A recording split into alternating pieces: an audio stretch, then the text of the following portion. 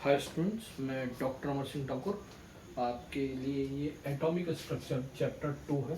इसका आगे का पार्ट है पार्ट 8। ठीक है, तो ये आगे के पार्ट में हमें देखना है एटॉमिक स्ट्रक्चर पार्ट 2 है, और आगे के पार्ट में हमें देखना है quantum mechanical model of atom. ठीक है, पिछले पार्ट में हमने आपको बताया था समरफील्ड का मॉडल। ठीक है, अब हमें ये देखना है quantum mechanical model of atom. तो ये क्या है भाई? तो science based on dual nature of matter is called quantum mechanics. वो साइंस जो हमारे पास मैटर के ड्यूअल नेचर पर बेस है उसको हम क्या कहते हैं? वो कहलाती है क्वांटम मैकेनिक्स। ठीक है, फिर इसमें आगे लिखा है, आगे बोला है हमारे पास कि the fundamental equation of quantum mechanics was developed by Schrodinger, Erwin Schrodinger. पूरा नाम क्या था इनका? Erwin Schrodinger, and is called Schrodinger equation. इसको हम क्या बोलते हैं? Schrodinger equation. और ये रिप्रेजेंट की जाती है काय से? ये इक्वेशन है, ठीक है, हमारे पास इससे हम इसको रिप्रेजेंट करते हैं। ठीक है, तो अब हमने बोला ये इक्वेशन क्या है? तो ये इक्वेशन हमारे पास del square psi del X square plus del square psi upon del Y square plus del square psi upon del Z square plus 8 pi square M upon H square E minus new psi is equal to 0। ठीक है, यहाँ पर ये x y Z ये क्या है? हमारे पास 3 access है। ठीक है, इसमें हमारे पास जो इलेक्ट्रॉन है उसको 3 डायमेंशनल फॉर्म में कंसिडर किया गया है। ठीक है, इसलिए ये 3 एक्सेस दिए एक्स वाई जेड। ठीक है, अब यहाँ पर क्या क्या है टोटल? तो टोटल ई जो है हमारे पास वो क्या है? टोटल एनर्जी है। ठीक है, साई क्या है हमारे पास? ये वी क्या है? पोटेंशियल एनर्जी है। साई क्या है हमारे पास? वेव फंक्शन ऑफ इलेक्ट्रॉन है। एम क्या है? मास ऑफ इलेक्ट्रॉन है। Sai P S I, P silent S I. ठीक है, तो इस इक्वेशन में, श्रोडिंगर वेव इक्वेशन में, ये न्यूक्लियस है, इसके बाहर पॉजिटिव, ये न्यूक्लियस पॉजिटिव स्फीयर है, इसके बाहर क्या है? हमारे पास इलेक्ट्रॉन है। तो इलेक्ट्रॉन को हमारे पास बताया गया है 3 डायमेंशनल रीजन के अंदर, और ये इक्वेशन जो है हमारे पास दी गई है इलेक्ट्रॉन को के 3 डायमेंशनल स्पेस में बताने के लिए। अब हमारे पास आगे की हम बात करें कि हालांकि ये इक्वेशन केवल आप ध्यान रखें, उतनी ज़्यादा इंपॉर्टेंट नहीं है, आगे की क्लास में इसका इंपॉर्टेंस बढ़ जाता है बीएससी एमएससी में। अभी केवल इक्वेशन ध्यान रखें। अब जब आप इसको सॉल्व करते हैं, है ना, फाइनली, तो हमारे पास क्या होता है? इसको सॉल्व कर कर 2 चीज़ें हमारे पास सॉल्व सामने आती हैं। एक आते हैं ऑर्बिटल, है ना, और दूसरा इसको हम सॉल्व करते हैं तो हमें पता चलता है काय के बारे में? वो हमें पता चलता है क्वांटम नंबर के बारे में। ठीक है, तो ये हमारे पास 2 चीज़ें इंपॉर्टेंट हैं। ठीक है, खासकर ये है ना कि श्रोडिंगर इक्वेशन को हम सॉल्व करते हैं तो हमें क्या मिलता है? क्वांटम नंबर मिलते हैं, है ना। तो इसके बाद अगला टॉपिक हमारा पास क्या है? Quantum number. तो अब हम काय पे आ जाएंगे? सीधे क्वांटम नंबर पे। तो मैं आपको बताता हूँ क्वांटम नंबर क्या होता है। देखिए, नेक्स्ट है हमारे पास क्वांटम नंबर, है ना। क्वांटम नंबर कहाँ से आए थे? श्रोडिंगर इक्वेशन को सॉल्व किया था हमने, उस समय क्या मिले थे? Quantum number. तो for characterization of electron we use quantum number, these are. ठीक है, कैरेक्टराइजेशन मतलब अगर एक इलेक्ट्रॉन को आपको डिफाइन करना है, एक इलेक्ट्रॉन के बारे में पूरी इंफॉर्मेशन देनी है, तो उसके लिए हम काय का इस्तेमाल करते हैं? प्रिंसिपल क्वांटम नंबर का। ठीक है, अब कैसे करते हैं और क्या करते हैं? तो प्रिंसिपल क्वांटम नंबर जो है वो हमारे पास डिनोट किया जाता है काय से? एन से। ठीक है, और ये क्या बताता है हमें?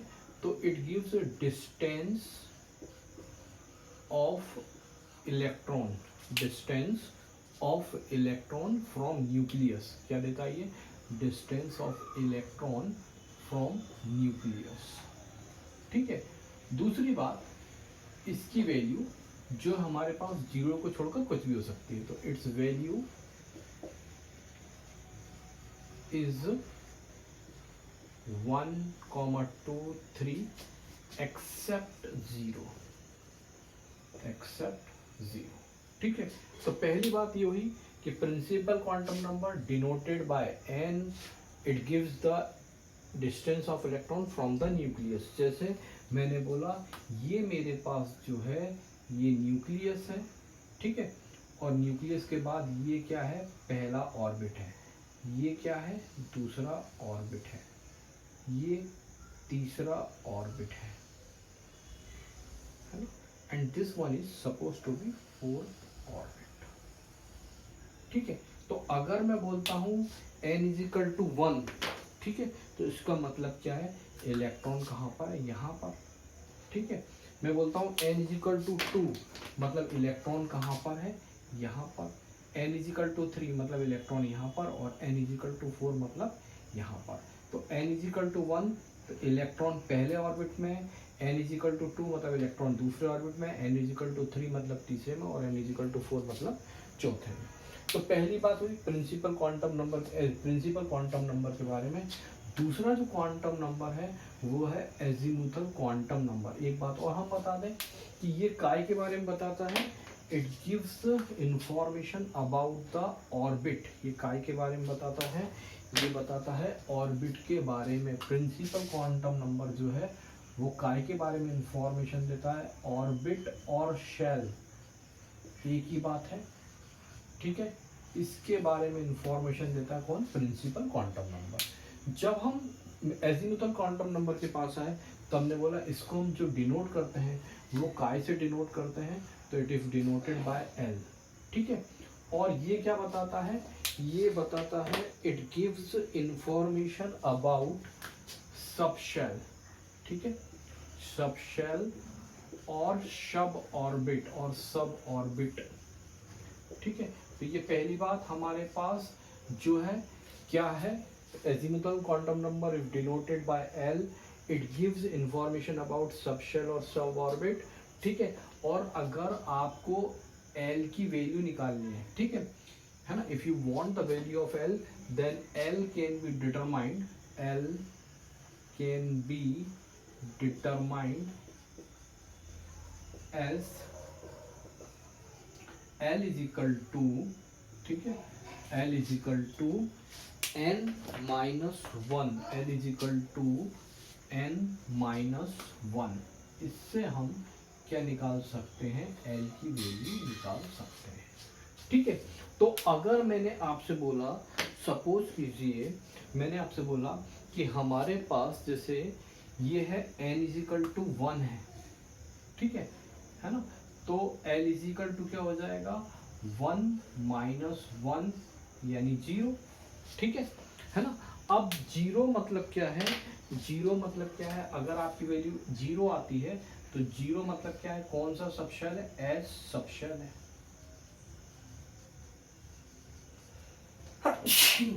ठीक है, तो पहला हमारे पास जो है, पहला जो ऑर्बिट है उसके साथ सबशेल कौन सा अटैच है, एस। ठीक है, अब आगे हम आए तो हमारे पास तीसरी क्वांटम नंबर जो है, तीसरा क्वांटम नंबर जो है वो क्या है, मैग्नेटिक क्वांटम नंबर। अभी मैंने आपको क्या बताया, ये पहला वाला ऑर्बिट के बारे में बता रहा है, दूसरा वाला काय के बारे में बता रहा है, सब ऑर्बिट और सबशेल। तो ये इंफॉर्मेशन काय के बारे में देता है, azimuthal quantum number gives the information about sub orbit. Now we coming on third quantum number, and third quantum number is magnetic quantum number. तो जब हम मैग्नेटिक क्वांटम नंबर की बात करते हैं भाई, तो मैग्नेटिक क्वांटम नंबर जो है वो इंफॉर्मेशन देता है हमें काय के बारे में। पहली बात वो बताता है हमें ऑर्बिटल के बारे में, काय के बारे में बताता है। तो magnetic quantum number gives the information about the orbital. ठीक है, और मैग्नेटिक क्वांटम नंबर को हम काय से डिनोट करते हैं, तो it is denoted by m।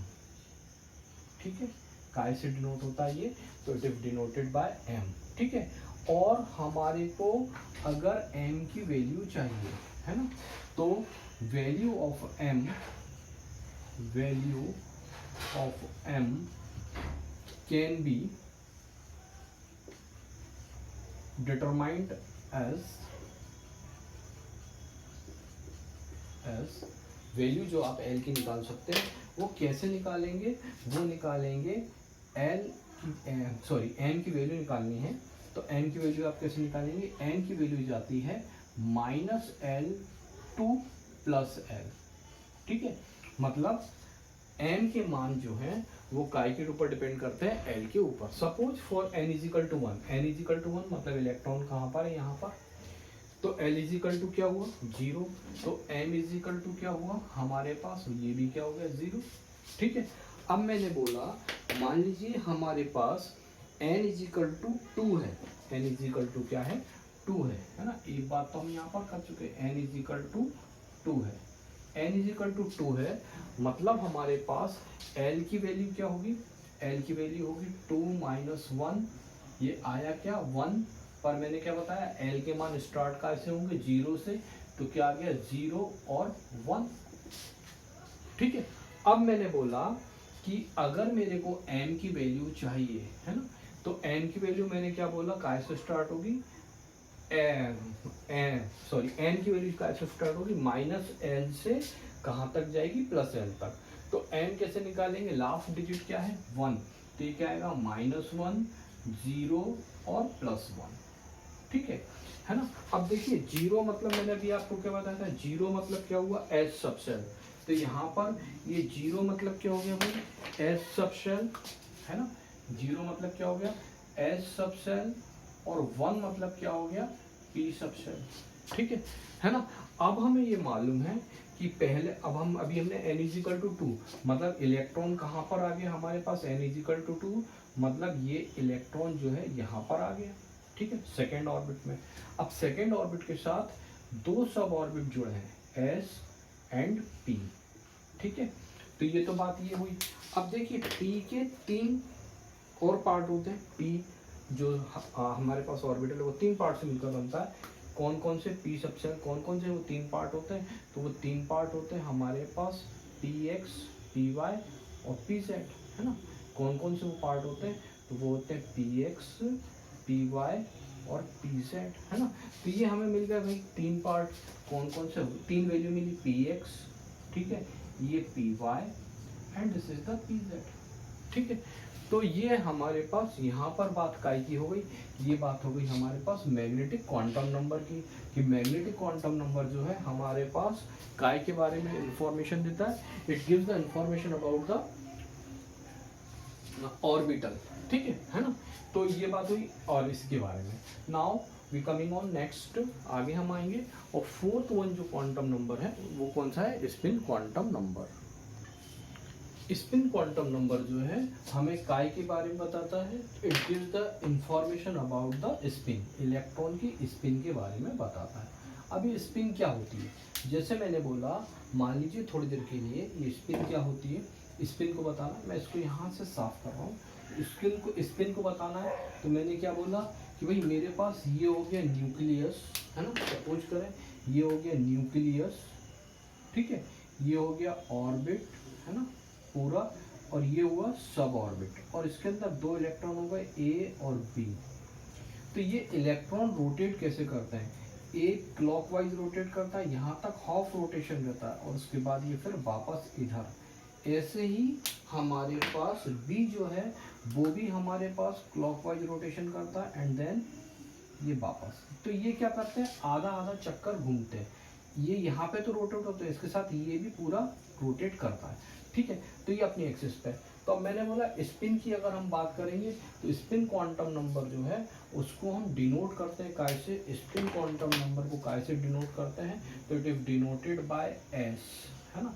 Magnetic quantum number काय से डिनोट हो रहा था, तो वो एम से डिनोट हो रहा था, वो बाकी पूरी इंफॉर्मेशन उधर लिख चुका हूँ। तो अब मैंने बोला इसको अगर हमें बताना है तो हम स्पिन की वैल्यू कैसे बताएंगे, तो अगर हमें एस की वैल्यू बतानी है तो एस की वैल्यू हम कैसे लिखेंगे, चाहे हम इसकी एस के लिए लिखें, एस की वैल्यू हम लिखेंगे S is equal to plus half है ना और माइनस हाफ, ठीक है, या तो ये क्लॉकवाइज हो सकते हैं या एंटी क्लॉकवाइज हो सकते हैं। Same as here s is equal to plus half और माइनस हाफ है ना, तो ये दोनों वैल्यू आपको लिखनी पड़ेगी। तो ये था हमारे पास क्वांटम नंबर के बारे में। अभी मैं आपको और बताता हूँ। अब मान लीजिए आप n इजिकल टू 3 कंसिडर करते हैं है ना, तो n इजिकल टू आप 3 लेंगे तो l इजिकल टू क्या हो जाएगा 3 माइनस 1 ये क्या आ गया 2, और इसको आप लिखेंगे कैसे 0 1 2, है ना। कैसे लिखेंगे आप 0 1 2, है ना। ये आप कैसे लिखेंगे 3 माइनस 1, ठीक है, कितना आया 2, इसको आप लिखेंगे कैसे 0 1 और 2, ठीक है। अब मैंने बोला m की वैल्यू लिखनी है, तो m की वैल्यू आप कैसे लिखेंगे, लास्ट पार्ट क्या है 2, तो -2 -1 0 +1 एंड +2, ये इस प्रकार से आप लिखेंगे। और स्पिन एज ऑलवेज मैंने आपको क्या बताया, स्पिन की दो ही वैल्यू रहेंगे, s +12, है ना, एंड -12, है ना। स्पिन की आपके पास स्पिन की दो ही वैल्यू रहेंगी, +12 एंड -12, ठीक है। अब हम बात करेंगे अगर हम n 4 लेते हैं ना, ठीक है, n अगर हम 4 लेते हैं तो हमारे पास ये क्या मिलेगा आपको, l हमारे पास मिलेगा 4 - 1, ये क्या मिला 3, है ना, ठीक है। तो आप इसको लिखेंगे क्या 0 1 2 3, है ना। और जब आप ये लिखेंगे तो फिर आप m की वैल्यू कैसे लिखेंगे, m -3 -2 -1 0 +1 +2 और +3, ठीक है। अभी अगर आप देखेंगे तो हमारे पास n 3, मतलब इलेक्ट्रॉन कहाँ पर है, यहाँ पर है, यानी इसके साथ कौन कौन जुड़ा है, 0 मतलब s, 1 मतलब p और 2 मतलब d, यानी एक ऑर्बिट और आपके साथ यहाँ पर ऐड हो गया, वो कौन सा रहा, s रहा, ठीक है, साथ में p एज इट इज जैसा पहले था स्टिल, ऐड हुआ d, और d के लिए वैल्यू कितनी आई 1 2 3 4 एंड 5, यानी d के कितने पार्ट होंगे, d के पार्ट होंगे 5, और हर एक में इलेक्ट्रॉन कितने आएंगे 2, यानी टोटल कितने इलेक्ट्रॉन हो जाएंगे 10 इलेक्ट्रॉन हो जाएंगे, ठीक है। ऐसे ही p के कितने पार्ट थे 3, और 3 में इलेक्ट्रॉन कितने आते 2, तो 3 2 जा, टोटल इलेक्ट्रॉन कितने आएंगे 6, है ना। अब हम आगे की बात करेंगे, n 4 लिया आपने, जब n 4 लिया तो आपको वैल्यू क्या मिली 3, है ना, वैल्यू क्या मिली 3 मतलब हम स्टार्ट कहाँ से होंगे 0 1 2 3, और 0 मतलब s, है ना, 1 मतलब p, 2 मतलब d, 3 मतलब f, है ना। लास्ट डिजिट क्या था 3, है ना, मैंने क्या बताया m के मान -l से कहाँ जाएंगे +l तक, तो लास्ट डिजिट आपको हमेशा देखना है 3 है, तो -3 -2 -1 0 +1 +2 +3, तो f के कितने पार्ट होंगे 7, यानी हमारे पास अब एक एडिशन और हो जाएगा यहाँ पर 4, n 4, मतलब इलेक्ट्रॉन कहाँ पर है, न्यूक्लियस से इलेक्ट्रॉन कहाँ पर है, n 4 बोल रहे हैं, मतलब इलेक्ट्रॉन अब यहाँ पर है, ठीक है। फोर्थ में है तो इसके साथ 4 ऑर्बिट जुड़ेंगे, s p, 4 orbital s p d और f, और f के लिए कितनी वैल्यूज मिली 1 2 3 4 5 6 7, यानी f के पार्ट कितने हैं 7, और हर एक में इलेक्ट्रॉन कितने हैं 2, तो टोटल इलेक्ट्रॉन कितने हो जाएंगे 14, ठीक है। तो ये हमारे पास इतनी बात हुई, है ना। अब हम आपको और आगे बताते हैं।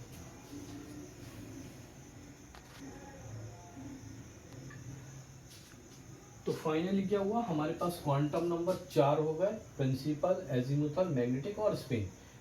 प्रिंसिपल क्वांटम नंबर ऑर्बिट और शेल के बारे में, ये सब ऑर्बिट और सब शेल के बारे में, ये ऑर्बिटल के बारे में, और ये स्पिन के बारे में, ठीक है, बताता है ना।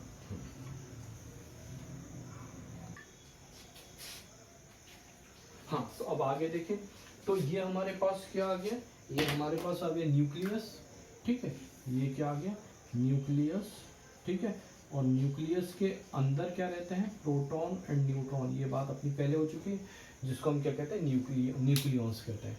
अब पहले ऑर्बिट के साथ कौन सा सबशेल जुड़ा है एस, ठीक है, इसका कोई पार्ट नहीं है, इसके अंदर इलेक्ट्रॉन कितने आते हैं 2, तो पहले में टोटल इलेक्ट्रॉन कितने हो जाएंगे 2, ठीक है, सर्कल कर दिए।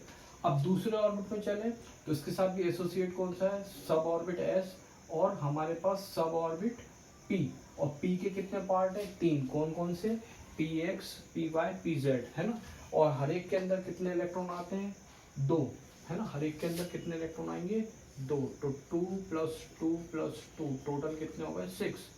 ठीक है, ये इसका है भाई, एस का नहीं है, ध्यान रिमेंबर दैट वन पॉइंट, ये पी का लिखा है ना, ये P x P Y P Z, हर एक के अंदर 2 इलेक्ट्रॉन आएंगे, तो ये क्या हो जाएगा 2 + 2 + 2 टोटल कितना हो जाएगा 6।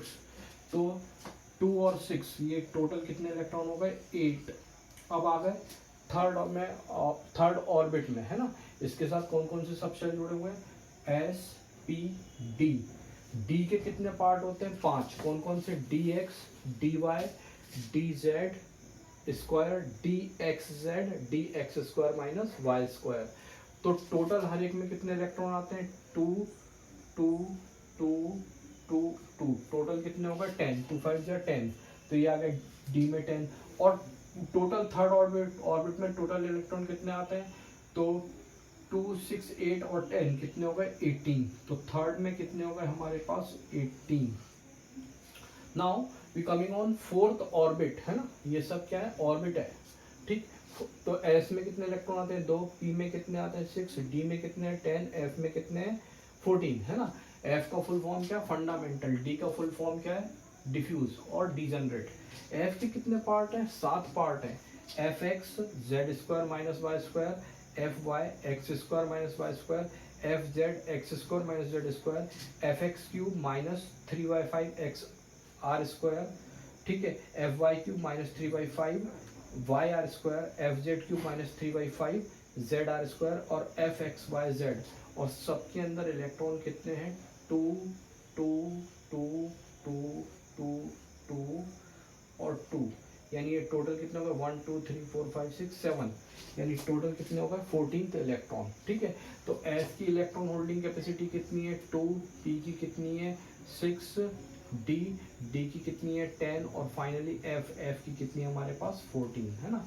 तो ये एस में 2, पी में 6, डी में 10 और हमारे पास एफ में 14, ठीक है ना। फिर हमारे पास टोटल कितने हो गए ये 14 6, टोटल कितने हो गए 24 6 30 और 2 32, तो फोर्थ में हमारे पास इलेक्ट्रॉन कितने आएंगे 32। इस प्रकार से इलेक्ट्रॉन भरेंगे, ये हमें पता होना चाहिए। जब हम इलेक्ट्रॉनिक कॉन्फ़िगरेशन लिखेंगे तो ये चीज़ पूरी हमें काम आएगी है ना इलेक्ट्रॉन फिलिंग में। अब इनके अंदर हमें इलेक्ट्रॉन फिलिंग करनी है, वो रूल्स के अकॉर्डिंग होगी, वो मैं आपको नेक्स्ट लेक्चर में बताऊंगा।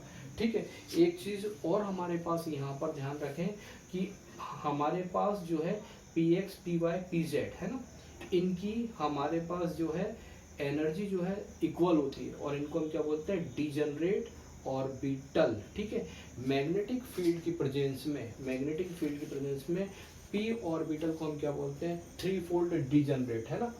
मैग्नेटिक फील्ड की प्रेजेंस में पी ऑर्बिटल क्या कहलाएगा 3-फोल्ड डीजनरेट।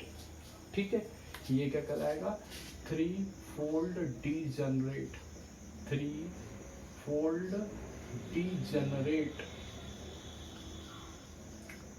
डीजनरेट है ना।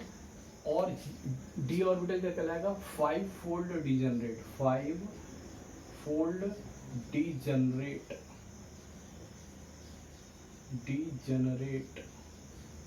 है ना। और एफ ऑर्बिटल क्या कहलाएगा हमारे पास, वो कहलाएगा 7-फोल्ड डीजनरेट, 7-फोल्ड डीजनरेट। ठीक है, और हमारे पास ये जो है मैग्नेटिक फील्ड की एब्सेंस रहेगी तो ये सब क्या कहलाएंगे नॉन डीजनरेट। तो ये इतनी इंफॉर्मेशन थी इसके बारे में है ना। आपको इस लेक्चर में कोई भी प्रॉब्लम हो तो आप वो मेरे मोबाइल नंबर 9893186602 पर कॉल कर सकते हैं। ठीक है ना। मेरे चैनल को सब्सक्राइब करें, आपकी जो डाउट है वो इस पर पूछें। ठीक है, इट्स